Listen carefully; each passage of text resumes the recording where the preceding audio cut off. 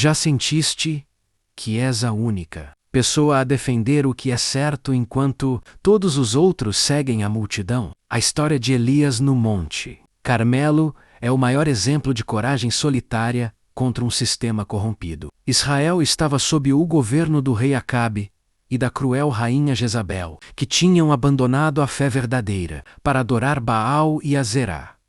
A nação estava dividida, confusa e castigada por uma seca de 3 anos e meio, exatamente como Elias tinha profetizado. O povo estava cocheando entre 2 pensamentos, tentando agradar a Deus e ao mundo ao mesmo tempo. Elias, o homem que vivia no deserto e era alimentado por corvos, decide que é hora do confronto final. Ele convoca o rei. Acabe desafia os 450 profetas de Baal e os 400 profetas de Azerá para um duelo no topo do Monte Carmelo. O cenário era dramático. De um lado, 850 profetas apoiados pelo palácio, vestidos com luxo e cercados de influência. Do outro lado, apenas um homem. Elias. O povo de Israel estava nas encostas da montanha, assistindo em silêncio, esperando para ver quem ganharia. Elias propôs um teste simples, mas mortal. Preparem 2 bois. Vocês escolhem um, cortam-no em pedaços e colocam-no sobre a lenha, mas não acendam fogo. Eu farei o mesmo com o outro boi. Então vocês clamem ao vosso Deus, e eu clamarei ao Senhor. O Deus que responder com fogo, esse será o Deus verdadeiro. O povo concordou. Era uma proposta justa e lógica. Se Baal era o Deus das tempestades e do fogo, ele deveria ser capaz de acender uma simples fogueira. Os profetas de Baal começaram primeiro. Desde o amanhecer até o meio-dia, eles gritaram, dançaram e saltaram ao redor do seu altar. Baal, responde-nos, clamavam eles. Mas o texto bíblico é cortante. Não houve voz, nem resposta, nem quem atendesse.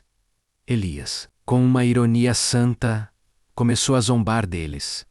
Gritem mais alto. Talvez ele esteja a meditar, ou ocupado, ou de viagem, ou quem sabe a dormir, e precise de ser acordado. No auge do desespero, os profetas começaram a retalhar-se com facas até o sangue correr, seguindo os seus rituais. O silêncio do céu era a prova da sua derrota. O meio-dia passou. O tempo do sacrifício da tarde chegou. E nada aconteceu. O sistema religioso, com todo o seu barulho e sangue, tinha falhado miseravelmente. A primeira lição aqui é clara. A verdade não depende do número de pessoas que gritam por ela. Podes ter o apoio de todo um governo e de toda uma cultura, mas se o teu Deus for uma invenção humana, ele ficará em silêncio quando o fogo for necessário. Elias observava tudo com calma, porque ele sabia que a sua confiança não estava no seu grito, mas na aliança com quem realmente governa os céus. Quando chegou a vez de Elias, ele não começou a gritar. Ele fez algo muito mais significativo. Ele restaurou o altar do Senhor que estava em ruínas. Ele pegou 12 pedras, representando as 12 tribos de Israel, e reconstruiu o lugar de adoração. Antes de pedir o fogo, ele arrumou a casa. Muitas vezes queremos a resposta de Deus, mas o nosso altar pessoal, a nossa vida de oração e integridade está abandonado. Elias provou que a ordem precede um milagre, para tornar as coisas ainda mais impossíveis e eliminar qualquer suspeita de fraude. Elias ordenou que derramassem 12 grandes jarros de água sobre o sacrifício e sobre a lenha. Ele fez isso 3 vezes, até que a água corresse ao redor do altar e enchesse uma vala profunda que ele tinha cavado. Humanamente, era impossível acender aquela madeira. Estava tudo encharcado. Elias estava a dizer: eu não preciso que as circunstâncias ajudem o meu Deus. Eu quero que o milagre seja indiscutível. Na hora do sacrifício da tarde, Elias aproximou-se e fez uma oração de apenas 60 palavras. Não houve gritos, nem histeria. Ele disse: Senhor, desde o Abrão, de Isaque e de Israel, manifeste-se hoje que tu és Deus em Israel, e que eu sou teu servo. Responde-me, Senhor, para que este povo conheça que tu és o Senhor Deus,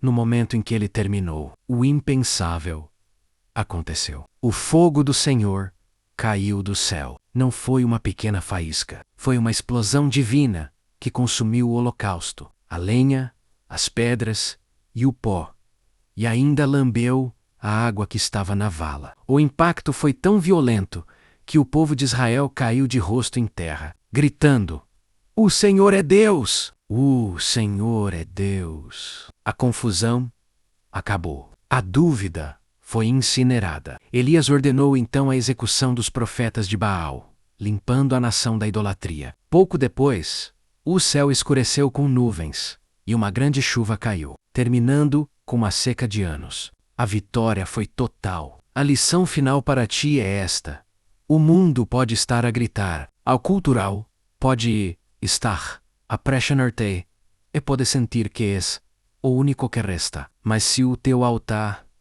estiver restaurado, e se a tua oração for para a glória de Deus e não para a tua própria, o fogo vai cair. Não precisas de te ferir, nem de entrar em pânico. Precisas apenas de te posicionar com confiança. O Deus de Elias ainda responde com fogo às orações de quem não tem medo de ser minoria. O teu Monte Carmelo é o lugar onde a tua fé será provada, mas também é o lugar onde o mundo verá que o teu Deus é real. Prepara o altar, derrama a água da tua entrega e espera, porque o fogo está a caminho. Diga nos comentários: qual é o Baal, a mentira ou o medo, que tu queres ver consumido pelo fogo de Deus na tua vida hoje?